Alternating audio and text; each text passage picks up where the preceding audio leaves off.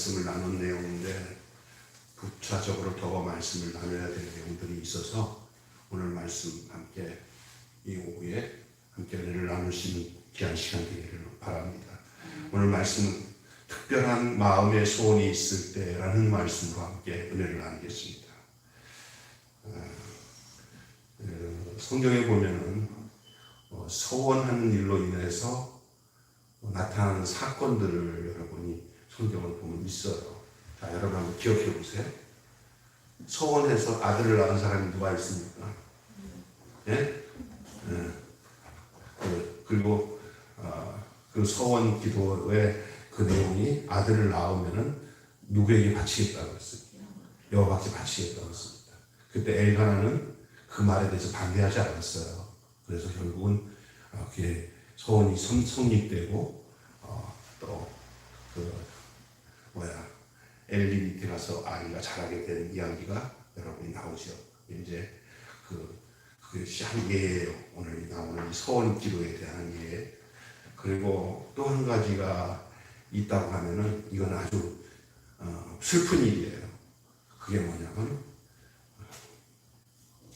사사 있다가 승리를 주시면 그 중에 제일 먼저 뛰쳐나와서 반기는 그 사람을 하나님께 드리겠다 했는데 그 자기 딸을 이쁜 딸이 먼저 나와가지고 정말 뼈아픈 그 대가를 치르는 그런 소원은 꼭 그 소원을 지켜야 되거든요. 하나님과 이스라엘 백성과의 그 서로의 교통 방식이었어요. 아주 좀 무식하기도 하고 좀 참 이상한 방법인 것 같지만은 그러나 그것도 굉장히 중요한 것이었기 때문에 구약은 이 내용들을 말씀하고 있고 우리가 그 말씀들을 보면서 생각하고 있어요. 우리가 이제 이 경우에 이런 얘기 있어요. 우리 저 아는 신학했을 때 우리 신학교에 들어온 저보다 나이 많은 누나들 있죠. 누나들 몇 분들이 학교에 입학을 했어요. 아니 결혼도 안 하고 무슨 신학을 하고 이렇게 와서 그 당시에는 목사 수도 안 주는데 이렇게 결혼도 안 하고 신학에서 뭐 하려고 그러니까 자기 몸 하나님 앞에 서운했대요. 자기는 완전 주의 일만 하고 결혼 안 하겠다고. 그런 얘기 들어본 적 있잖아요. 네, 그래가지고 참 이쁘기도 하고 참 곱게 생긴 게 우리 이윤식 권사님 같이 생겼어요. 그 권사님, 그 전도사님. 지금은 그분들 중에 목사 안수 받아서 제주도에서 목회하는 분도 있고 낙도에 가서 계신 분도 있고. 그리고 어떤 사람은 소원 그렇게 해놓고는 그걸 이루지 못하고 결국은 좋은 남자 만나서 제처로 그렇게 목사님 3호로 그것도 뭐 지금 목사 3호로 갔죠. 초년이니까. 그래서 제처로 가는 거죠. 그리고 사역을 같이 하기 위해서. 하나님께서 허락하신 거죠. 근데 하여간 그렇게 해서 결혼하지 않는 것, 그 소원을 했기 때문에 그걸 지키기 위해서 뭐 이런 것들이 있어요. 근데 성경에는 예수님 당시 예수님께서 교훈하는 것은 소원을 함부로 하지 말라고 그랬어요. 성경 다른 내용도 소원하지 말라는 내용이에요. 특별히 오늘 본문 말씀 내용 중에는 여자들 경우에는 소원을 할 때 그 어린 딸 같은 경우는 그 아버지의 보증이 있어야 되고 또 결혼했을 때는 여자 같은 경우는 그 남편의 반대가 있을 때는 그 소원이 성립되지 않아요. 그래서 아주 신중하게 하기 위한 방법이었던 것을 알 수가 있어요. 그래서 여러분 누구든지 소원을 하고 특별한 마음의 소원을 이룰 수가 있습니다. 그것이 구약성경 민수기에서 알려주고 있는 하나님과 이스라엘 백성과의 소통 방법이었어요. 조금 전에 말씀했던 한나는 아들을 주시면 하나님께 드리겠다는 소원을 하고 마음의 소원을 이루었습니다. 입다는 승리를 주시면 마중 나온 일을 드리겠다. 이런 잘못된 소원으로 인해서 뼈아픈 대가를 치루었던 내용이 있습니다. 이 옛 백성들, 이스라엘 백성들은 은혜를 구하는 방식이 어떤 방식이었습니까? 그들은 소원을 하거나 결심하고 소원하는 것을 다 이행을 해야 했습니다. 오늘 1절, 2절에 그렇게 되어 있어요. 이것이 그들에게 은혜의 방편이었습니다. 이스라엘 백성 외에는 이방인들은 이런 약속과 이런 관계를 맺을 수가 없었어요. 하나님은 이 소원이라는 방식으로 은혜를 구하도록 허락을 하셨습니다. 인간의 약함을 아셨기에 약속과 이행의 방식으로 하나님을 섬기는 것을 배우게 하신 거예요.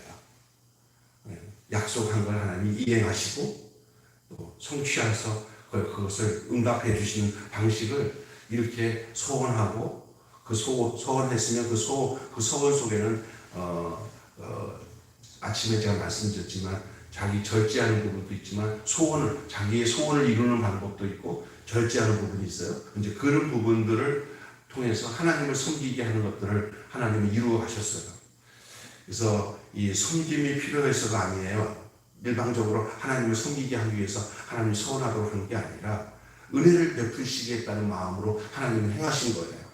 근데 대부분 이 이스라엘 백성들은 그들의 삶의 궁극적인 어떤 목적을 이루고 소원을 이루는 방식을 이렇게 하나님 앞에 소원을 하는 것을 통해서 하나님이 이행하는 것을 통해서 하나님의 살아계심과 그 은총을 맛보는 그런 내용들을 찾아볼 수가 있습니다. 특별히 입다 같은 경우는 상당히 잘못된 경우로 나타난 소원이긴 하지만요. 그러나 그 약속한 방식을 변개하거나 또 바꿀 수는 없었습니다. 그것이 하나님과 이스라엘 백성들, 특별히 그 소원 제도를 가지고 하나님과 관계를 맺는 이스라엘 백성들의 삶의 방식이었고 그 율법 아래서 저들이 행해야 할 일들이었어요. 그것이 옛 백성들의 신앙생활의 패턴이었어요. 지금 우리는 옛 백성은 아니죠. 예수 믿고는 이제 상황이 달라졌어요. 옛 백성이라고 한다면은 양을 잡고 소를 잡고 비둘기를 잡아서 피를 흘려서 일일이 그 제사 제도로 가지고 그 제사법에 의해서 그렇게 율법을 지켜나갔던 그 시대가 옛 백성의 생활이었어요. 그때는 이런 소원 제도를 통해서 하나님과의 관계를 맺었어요. 그러나 이제는 그런 옛 생활 백성의 삶은 끝나고 이제는 새 백성이 되었어요. 그것은 어떻게 해서 이루어진 백성이냐면 예수 그리스도 안에서 새로워진 백성이에요. 누구든지 그리스도 안에 있으면 새로운 피조물이라 이전 것은 지나갔으니 보라 새 것이 되었다. 그래서 새로운 방법을 가지고 하나님과 만나는 방법이에요. 그래서 예수님이 여러분이 알기는 마태복음 산상수훈에도 나오고 성경 곳곳에 예수님은 이런 말씀을 맹세하지 말라, 소원하지 말라 하는 얘기가 왜냐하면 예수 그리스도 안에서 하나님은 모든 것을 우리에게 필요한 것을 다 허락하셨어요. 그래서 주의 이름으로 예수님 안에서 주의 이름으로 구하는 것들은 다 얻은 줄로 믿으라고 했어요. 그래서 어떻게냐 우리가 주님 앞에 곰곰이 어떤 목적이 있어서 막 기도를 안 해도 우리가 뭐가 있어야 될 것을 하나님 다 아시거든요. 그럴 때 어떻게 기도해야 되냐면 주님 뜻에 의해서 기도해요. 그래서 너희가 이제는 내 이름으로 구하지 아니하였으나 구하라. 그리하면 받으리니 너희 기쁨이 충만케 되리라. 그 말이 바로 뭐냐면요. 우리의 형편과 우리의 상황을 우리가 어떤 소원을 두고 구하거나 간구하지 않아도 하나님이 우리가 뭐가 필요한지를 다 아신 바 되었고 그것을 예수님께서 십자가에서 죽으시고 부활하심으로 그것을 다 성취하기 때문에 우리가 주 예수 그리스도 안에서 구하는 것들마다 하나님으로서 우리에게 예수 그리스도 안에서 우리에게 모든 것을 다 하나님이 원하시는 그 뜻 가운데 성취케 해주시고 이루어 주시는 것을 여러분 믿어야 될 줄 믿습니다. 그냥 점쟁이처럼 점쟁이 앞에서 이것도 해주시고 저것 이렇게 안 해도 우리보다 우리를 더 잘하시는 주님이 우리를 다 이끌어 가시기 때문에 우리가 맹세를 하거나 특별하게 소원을 할 필요는 없는 시대예요. 그러나 구약적인 그 내용을 가지고 오늘날도 자기가 하나님 앞에 소원을 가지고 기도하는 것에 대해서 하나님께서 슈퍼 너 왜 그렇게 소원을 하냐? 그것도 하나님이 반대하지 않아요. 그래서 그래? 구약적인 그 방법을 가지고 하나님 나는 평생에 이렇게 하고 싶습니다. 그렇게 기도하다가 그 하나님 반대하지 않으세요. 그 자기 소관이에요. 그거 한다고 뭐 믿음이 없어서는 아니에요. 그러나 해도 되고 안 해도 되고 한다고 지옥 가는 것도 아니고 안 한다고 해서 지옥 가는 것도 아니고 한다고 해서 또 해야 되기 때문에 꼭 해야 천국 가는 거 그것도 아니에요. 구약에 있는 이 서원의 이 방법들은 지금도 유효하지만 그러나 그것이 전부가 아니라는 거예요. 지금은 예수님이 우리를 위해서 행하신 모든 것들은 그 안에 우리의 앉고 서고 행하고 앞으로 될 일에까지도 하나님 우리를 더 잘하시는 그분 앞에 나아가는 거예요. 그런데 저는 개인적으로는요, 특별하게 서운할 거 없이 성령이 내 안에 인도하시면요, 하지 말라고 해도 하게 돼 있어요. 그래서 주께서 나를 이끄시기 때문에. 그러나 이 구약 시대 때니 성령이 보편적으로 모든 사람이 임하지 않은 시대이기 때문에 이런 서원 기도를 통해서 약속하고 이행하는 방식을 통해서 하나님과의 관계를 맞춰가는 그런 시대가 구약 시대이기 때문에 이것이 필요하실지도 몰라요. 그래서 이것은 아주 유치적인 방식이라 할 수 있어요. 좀 이따가 얘기할게요. 어린아이 같은 방식이에요. 이게 영적으로 볼 때 그렇습니다. 이 서원은 꼭 지켜야 할 약속이에요. 이 민수기에서 말씀하고 있는데 남자는 물론 여자도 부모스라에 있을 때는 혼인이 있을 때까지 보호자의 동의하에서 서원했으면 꼭 지켜야 되는 거예요. 부모스라. 요즘에도 부모 동의하에 하는 것들이 맞는 거예요. 사실은 어린 아이들의 보호자가 필요할 때까지는. 하지만 허락을 얻지 못하는 서원은 취소가 될 수가 있어요. 그게 이제 오늘 얘기인 거예요. 부모 동의, 다시 말해서 여자 같은 남편, 어린 딸 같은 경우는 아버지의 그 동의가 필요해요. 서원을 했다 하더라도 자기가 서로 서원했다고 다 되는 게 아니라는 거죠. 이것은 무슨 의미를 주고 있냐면 하나님은 책임을 요구하시지만은 강제하시는 분은 아니에요. 우리가 신중하고 책임감 있게 살아가기를 원하시기 때문에 그런 거예요. 그래서 그런 것이라도 있으니까 참 좋은 것 같아요. 딸이 마음대로 하고는 얼마나 이게 엉망진창이 될 거 아니에요. 때로는 부모가 아빠가 넌 안 된다 그래 할 때 안 되는 것도 있어야 되는 거예요. 그렇지? 어린 딸이 지 마음대로 결정해서 하나님 다 받아주는 거 하나님도. 그래서 어제 어디 가서 학교에서 뭐 이렇게 하다 보면 너 부모한테 동의 얻어왔어? 아니 제가 알아서 해요. 안 된다 선생님 안 돼. 이러잖아요. 맞는 거예요. 예. 지가 하려고 부모 동의를 얻는 그 방식은 상당히 아주 정상적인 윤리적인 방법이에요. 우리 하나님은 정말 윤리적인 하나님이에요. 마음대로 하세요. 하나님도 우리 인생사에 부모가 있고 자녀가 있고 하는 거 다 하나님 다 인정하신다는 거예요. 그래서 이 어린 자녀가 지 마음대로 결정하는 거 하나님 용납하지 않고 가정의 아내가 남편 동의 없이 지 마음대로 딱 결정하는 거 그 하나님 결정하지 않는다 이렇게 하시는 거예요. 교회도 마찬가지예요. 교회 담임 목사님이 결정하지 않는 거 그걸 성도들이 지네들 마음대로 하는 거 하나님 동의하실까요? 안 하실까요? 그래서 성도들 사이에 야 그 목사님 모르게 해 하는 일들은 다 나쁜 일이에요. 옛날에 우리 교회에 나왔던 어떤 집사 하나가 좀 약간 이제 기도를 많이 하는데 이렇게 옛날부터 이렇게 이렇게 때가 되면 이상하게 이렇게 뭐죠? 이게 돈을 뭐 하는 거죠?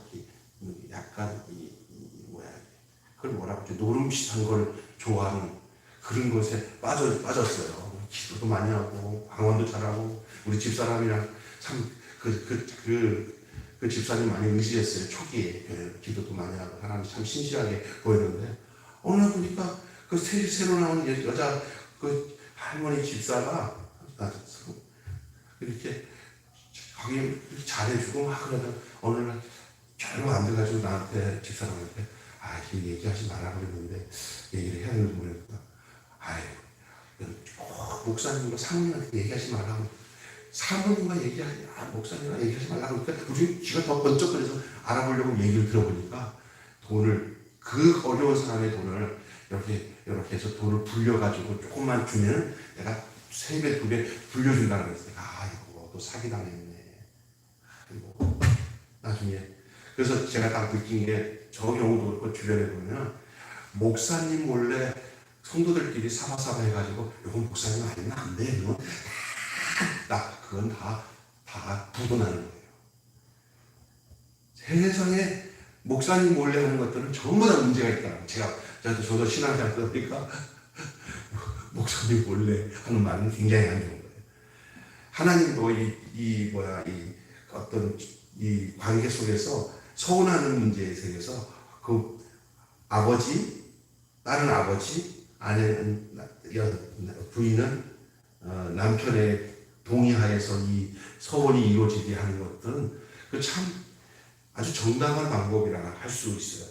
이것이 더욱 신중하게 우리가 책임감 가지고 살아가도록 배려하는 하나님의 방편이에요. 홀로 무거운 무게를 지지 않도록 하기 위한 거예요. 또 한 가지는 이제 그렇게 부부의 관계가 되고 딸과 아버지의 관계, 가족의 관계가 있으면 되지만 이제 결손 가정이 있을 수 있어요. 이스라엘 백성이. 특별히 과부나 이혼한 여자는 결심한 서약을 누가 대신 이렇게 담당해 주거나 부대끼를 걸어줄 사람이 없어요. 그렇기 때문에 서약을 했을 때 그 서약에 대해서, 소원에 대해서 홀로 감당을 해야 돼요. 홀로. 남편이 있으면 남편이 감당해 줄 수 있는지, 아버지가 있으면, 고아 같은 경우는 아버지가 있으면 아버지가 감당을 해주면 되는데 할 수 없어요. 이 보호자와 협력자가 없기 때문에 그 짐이 결코 가볍지가 않은 거예요. 그래서 제가 보면은 진짜 고아와 가부가 힘든 게 바로 이런 면이 힘든 거예요.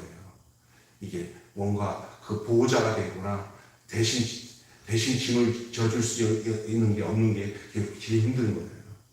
그러니 간절한 필요가 아니면은 그런 사람일 때는 서운하는 걸 더 신중하게 하고 아예 하지 않는 것이 좋아요. 무슨 얘기인지 아시겠어요? 예? 그래서 지키지 못할 약속을 하고도 전전긍긍하지 말라는 거예요. 대부분 그런 경우가 어려움을 더 겪는다는 얘기를 할 수가 있는 거예요. 홀로 감당할 무게라면 만약에 그 홀로 된 과부 그리고 이혼해서 혼자 있는 사람이 하나님 앞에 소원을 했다 할 때는 누가 옆에서 그거를 반대를 안 하고 그렇게 허락하는 것들은 없어요. 혼자 자기 감당하기 때문에 무거운 거예요. 그럴 때는 진짜 감당할 무게가 힘들어도 그건 회피하지 말고 그것을 의연하게 감당하라는 얘기예요. 의연하게. 할렐루야. 그게 중요한 거죠. 옛 백성들이 하나님과 이 소통하는 방식은 아까 전에 내가 말한 참 유치했어요. 어린아이 같았다는 거예요.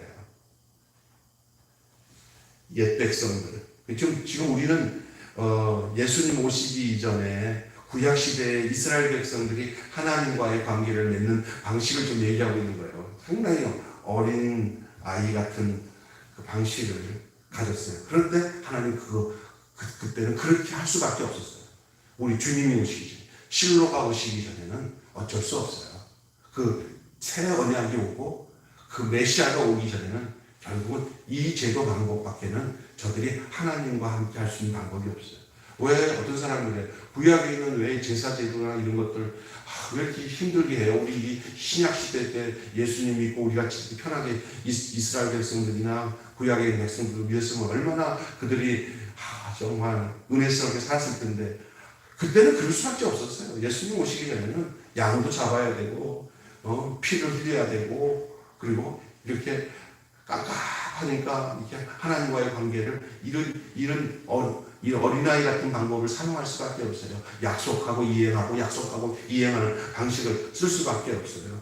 그럼에도 불구하고 우리가 기억해야 될 것은 오늘 우리들보다도 이들이 더 확실하게, 더 신중하게, 더 나은 신앙생활을 하고 있는 모습들을 우리는 발견하게 돼요. 왜? 우리는 너무 은혜 가운데서 공수표를 남발하고 있단 말이에요.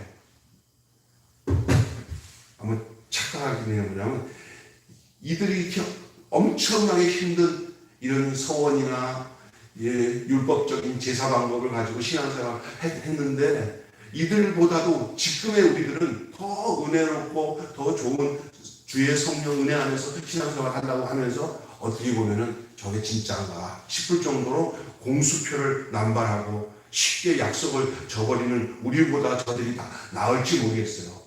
어린아이 같은 방식이지만 이 옛 백성들은 그렇게 살아갈 수밖에 없었지만 그들은 그 나름대로 하나님과의 관계를 맺으면서 오늘 이렇게 특별한 마음의 소원이 있을 때 하나님은 저들을 소원의 제도를 통해서 저들과 약속과 이행의 방식으로 그 하나님이 저들에게 그 약속을 이루어 주시는 관계를 통해서 너는 내 백성이다. 너는 내 백성이다. 너희는 내 자녀다 하며 저들과 관계를 맺고 있어 왔었고 그렇게 진행해 왔어요.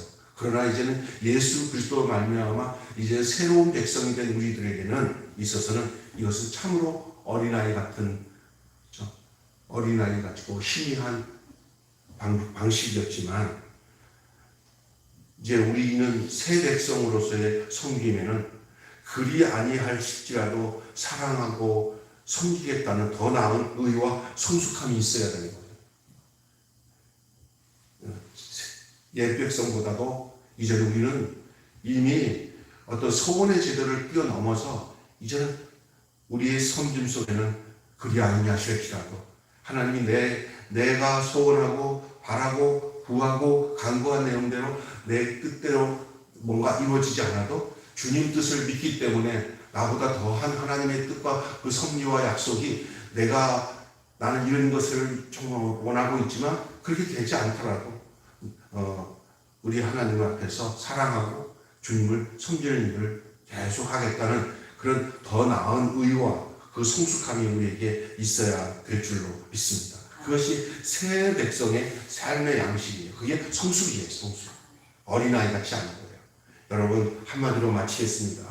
소원이라는 옛 백성의 소통 방식에서 나아가 이제 기꺼이 선심과 사랑으로 주님을 섬기는 새 백성의 삶을 지금은 우리는 옛 백성으로 돌아갈 이유가 전혀 없는 사람들이에요. 왜냐하면 구약의 내용은 과거에 예수님 오시기 이전에 옛 백성의 삶은 이런 방식으로 살았구나 하면서 알아야 될 것은 참 이렇게도 살았구나 하고 깨닫고는 지금의 삶을 더 좋은 삶의 양식으로 살아갈 마음을 갖는 것이 우리의 처지, 우리의 마음의 자세라고 할 수가 있어요.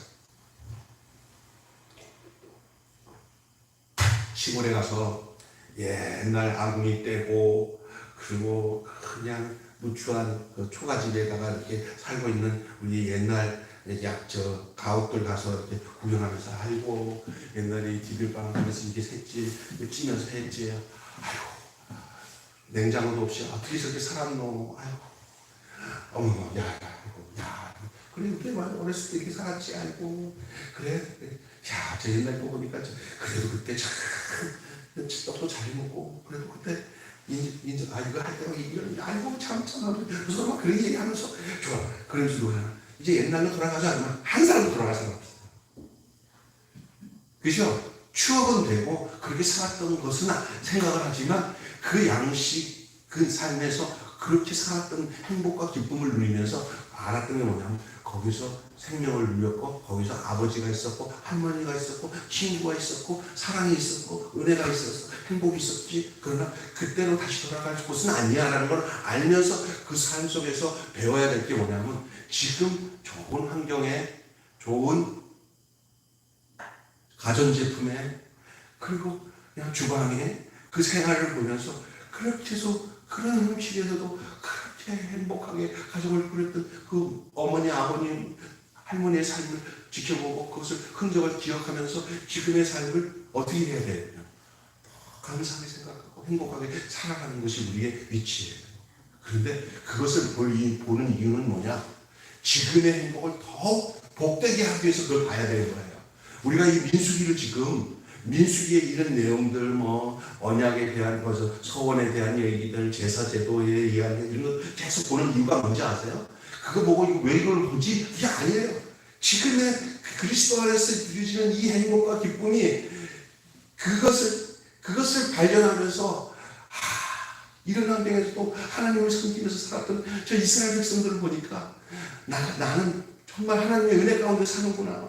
성령님이 얼마나 감사한지, 지금 우리는 얼마나 정말 너무 감사하고 이렇게 여기서 무슨 불평이 있고 여기서 무슨 원망이 있겠어. 그렇게 하고 살아가는 거예요.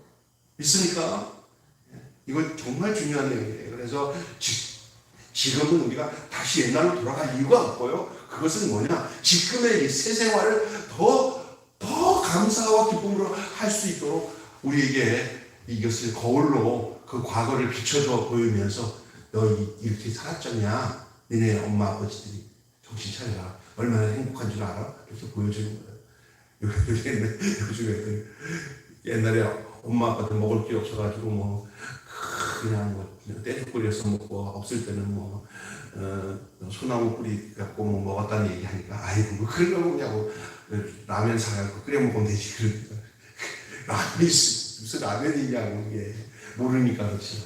그런 애들은 이런 과거의 현장에 가서 이것을 보도록 하는 것은 참 중요해요. 그래서 성경 여행은 어떤 면에서 실제적으로 이렇게 가서 이렇게 보는 것이 이것을 우리가 그런 면에서 참 필요해요. 이스라엘 백성들의 모습을 보면서 오늘 새 이스라엘 백성 우리들의 행복과 기쁨이 얼마나 복된 것인지를 되돌아볼 수 있는 것이죠. 여러분, 지금도 우리 속에서 하나님이 우리 안에 소원을 주고 행하셔요. 너희 안에서 하나님은 우리 안에 소원을 두고 행하신다고요.